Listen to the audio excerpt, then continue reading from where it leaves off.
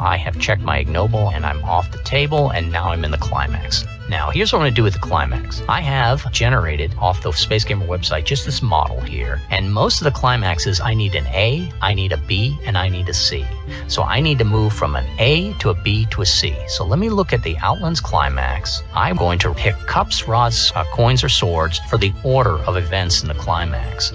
If I get a major tarot, I select 2 cards and cascade them together. This would not be a time for a major tarot. And it is an ace, and it is a coin.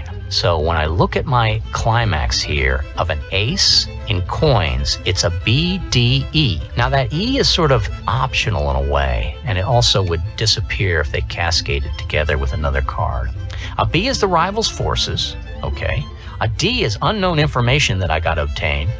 And an E is a future threat or secondary, so there's no true opposition that I need to fight right now. I don't have to fight you, Boris, which works out really well. Boris Alfred is a better character for me to have going forward as a tacit enemy, as someone who can reappear in a future adventure. Now, here's what I need to do. I need to first fight my way into the compound. Then, as part of D, the information I don't know, I need to figure out one of these people as an antagonist, the Warden Rachel, the Herbalist Robert, or the Alderman Jeremiah, who could help me to sabotage the dry dock facility here. And then as E, I will pick up Alfred, probably banished from his fiefdom by Baron Paul for allowing the dock to be attacked, plus antagonizing another ship owner to the point that his properties would end up attacked.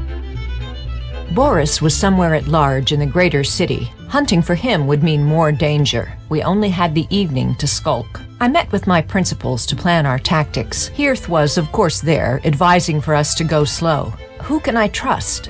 We do not need to slay the Windcaller.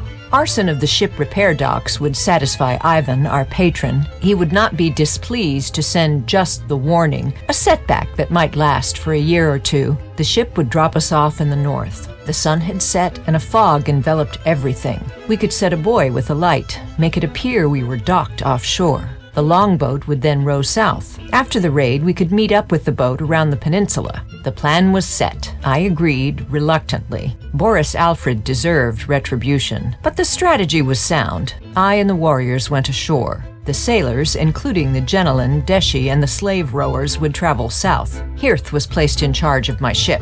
He scowled, but obeyed.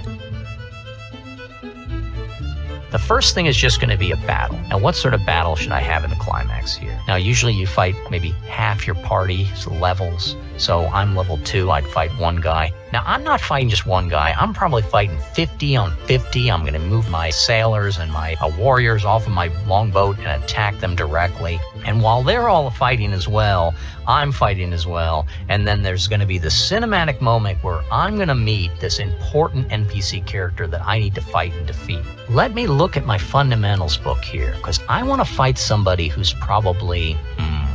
Does he need to be large? I think he's got to be large in order for me to check the ignoble here. I can't fight a basic creature. I can only do that level 0.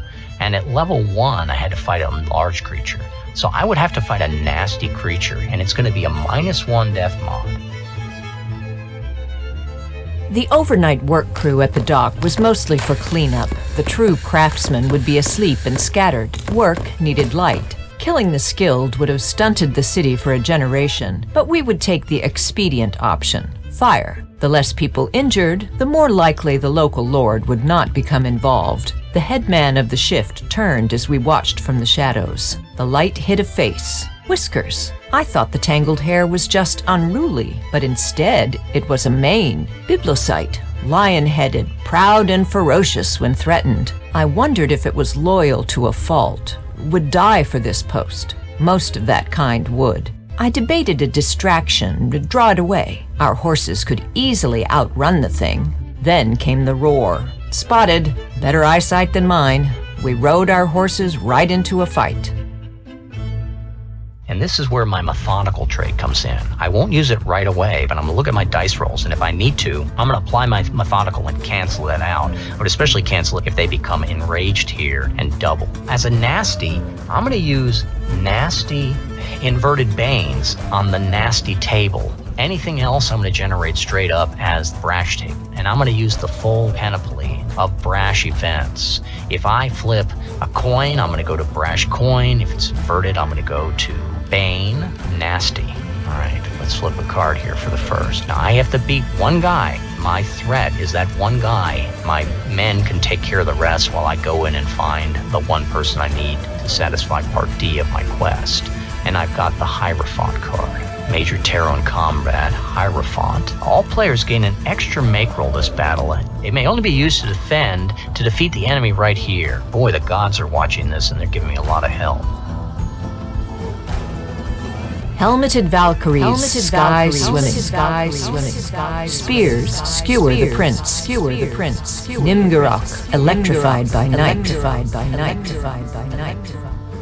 I stepped out and issued challenge. My men lit torches and started to ignite the wood piles. The blue flame from a spilt lantern bathed our faces. The Byblosite, paying off its own debts, growled at the calculus of this new setback. Maybe our armor or hides could be sold after we were massacred. Here goes my next card, and it's a king, but it's a Bane. Let me look at nasty Banes. This man monster, Baron Paul, could have a company of non-human lion-headed men that my guys are attacking. Sure, that's good color. Byblosite is mostly of a barracks repute, primitive, superstitious, and ignorant folklore. A younger version of a mob that may have been a beast of legend.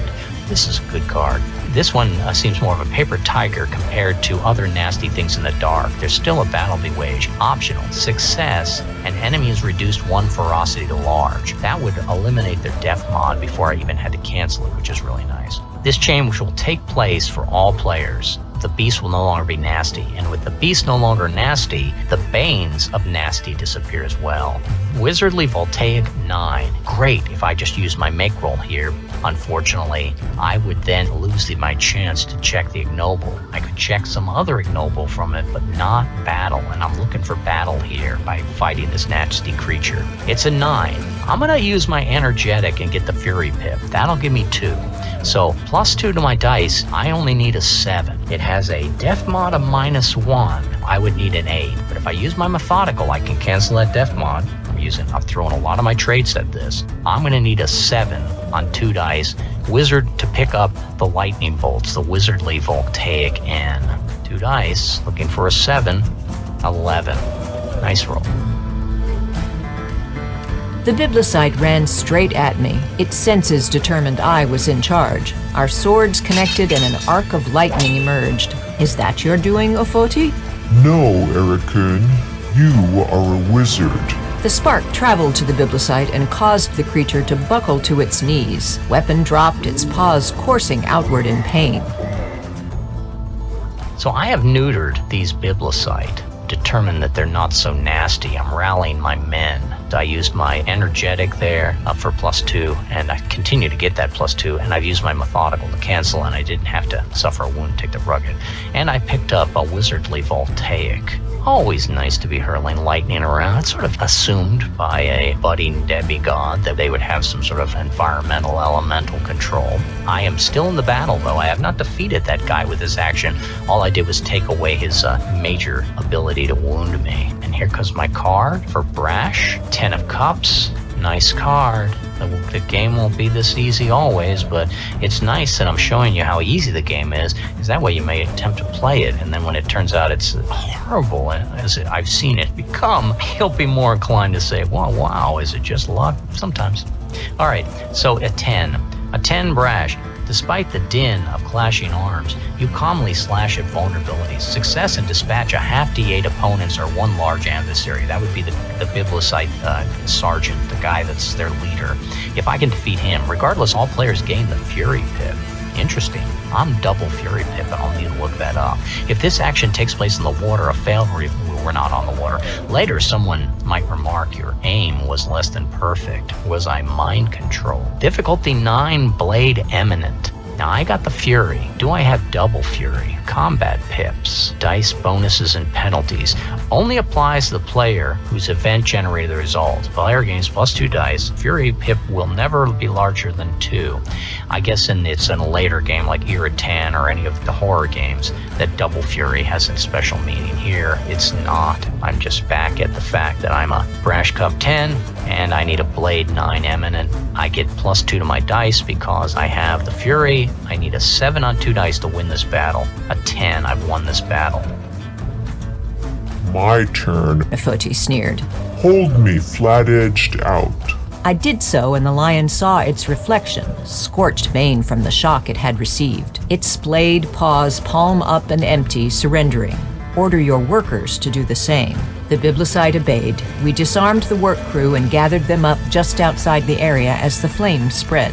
When I thought the inferno was beyond extinguish, we released our hostages. Some thought we gave chase as we ran to meet our boat. We might have made a final feint and headed north, but I was too excited by our win to go anywhere other than straight line as the roads allowed back to our vessel. Our task was fulfilled, but I stopped. That wasn't enough. The wind caller was too powerful for us to simply run a raid. I could already see behind me that the glow of the fire was diminished. The wind caller was extinguishing the flames. Our raid was slipshod at best.